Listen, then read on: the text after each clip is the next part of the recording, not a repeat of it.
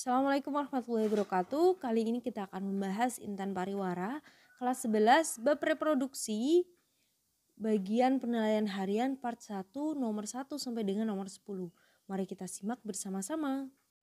Nomor 1, bagian yang ditunjuk oleh huruf Y pada gambar di samping memiliki fungsi. Jadi untuk huruf Y di sini adalah fast different. Ingat ya, dia berupa saluran, namanya fast different.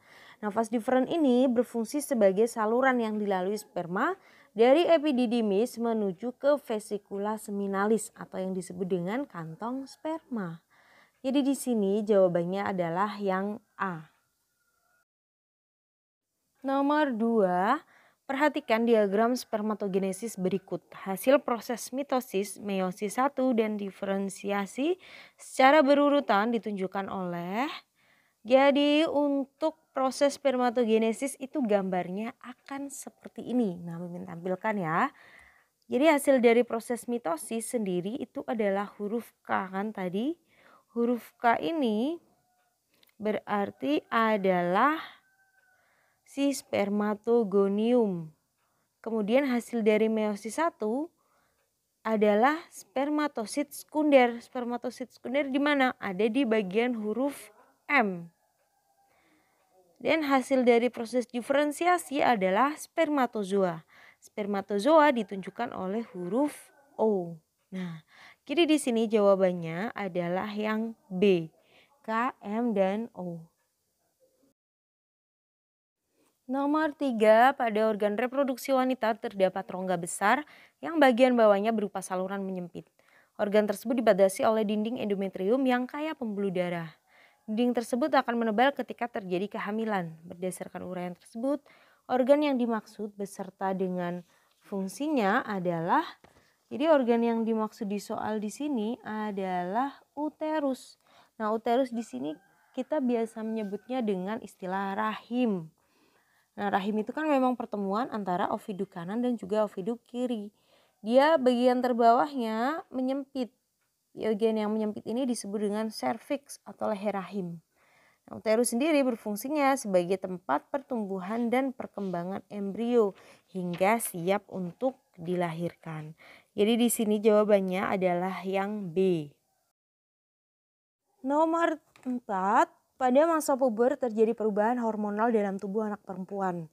Perubahan tersebut mengakibatkan oosit primer melanjutkan pembelahan secara meiosis 1 menghasilkan dua sel yang berbeda ukuran. Yaitu ada sel yang berukuran besar dan ada sel yang berukuran kecil. Hal tersebut dinamakan, jadi untuk pembelahan meiosis 1 itu dilakukan oleh oosit primer. Nah, oosit primer ini akan membelah secara meiosis 1 menghasilkan sel yang berukuran besar dan berukuran kecil. Untuk yang berukuran besar ini dinamakan oosit sekunder. Sedangkan yang berukuran kecil disebut dengan badan kutub primer. Jadi di sini jawabannya adalah yang D. Nomor 5, bagian yang ditunjuk oleh huruf Y pada gambar di samping berfungsi untuk, jadi untuk gambar Y di sini adalah tali pusar ya. Ini tali pusar. Tali pusar itu terbentuk dari alantois.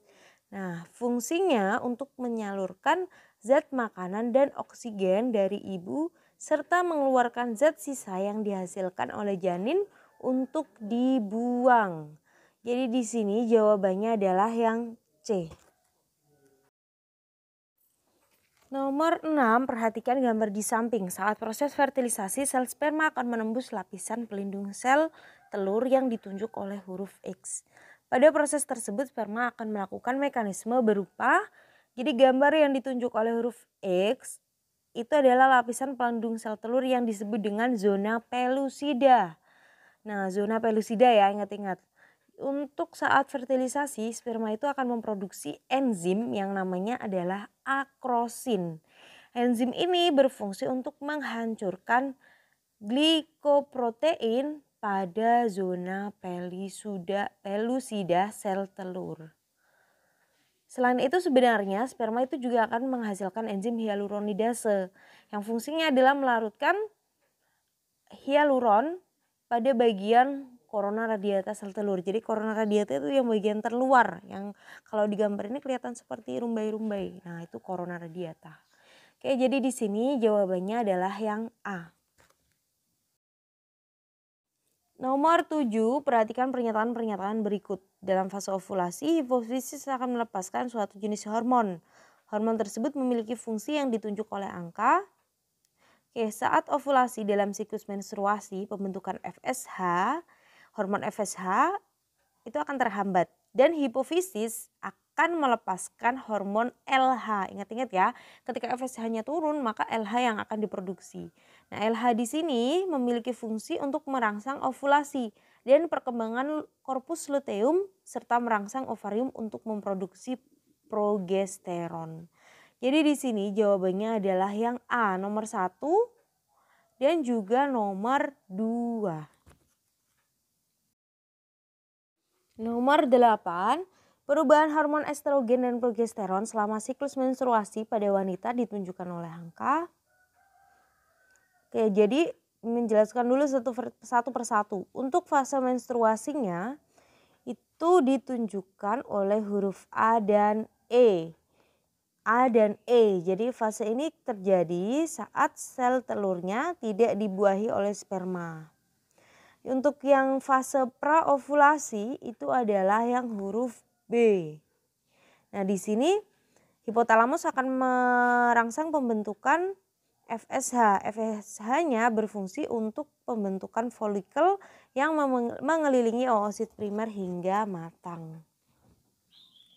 Selanjutnya untuk yang praovulasi, maksudnya ovulasi adalah yang C. Di situ terlihat terhambat pembentukan FSH dan hipofisis akan melepaskan hormon LH. Jadi LH-nya yang tinggi, FSH-nya rendah.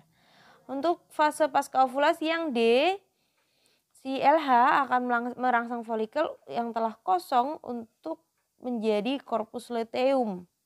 Korpus luteumnya akan menghasilkan estrogen dan juga progesteron untuk memacu pembentukan dinding rahim atau endometrium. Jadi di sini jawabannya adalah yang A.